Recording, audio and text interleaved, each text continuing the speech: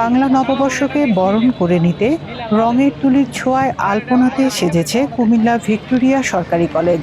বিদায় ও আগমনের এই সন্ধিক্ষণে বাঙালির প্রাণে বইছে উৎসবের হাওয়া।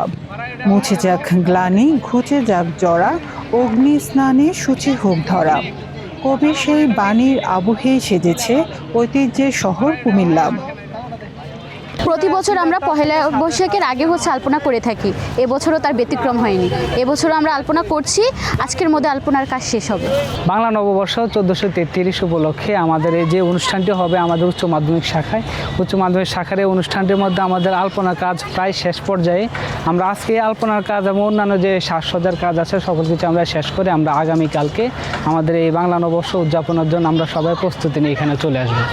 2022 সাল থেকে আমাদের এই যাত্রাটা শুরু, তখন থেকে শুরু করে পয়লা বৈশাখ হোক কিংবা প্রতিষ্ঠাবার্ষিকী, আমরা আমাদের যে সংগঠন আছে ওই সংগঠনের সবাইকে নিয়ে সমন্বয় হচ্ছে আমরা আলপনা হতে শুরু করে সাংস্কৃতিক রিলেটেড যত কাজ আছে সবগুলো আমরা একসাথে করে থাকি।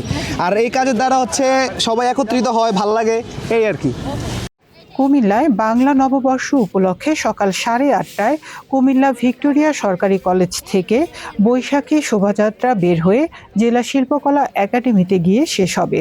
পরে সেখানে রচনা ও চিত্রাঙ্কন প্রতিযোগিতা এবং সাংস্কৃতিক অনুষ্ঠান অনুষ্ঠিত হবে। আসছে বছর সুন্দর, মঙ্গলময় ও সমৃদ্ধির হবে, এমনটাই প্রত্যাশা কুমিল্লাবাসীর। বাংলাদেশ বেতার, সবার জন্য, সব সময়, সবখানে। বাংলাদেশ বেতার কুমিল্লা, নিউজ ডেস্ক।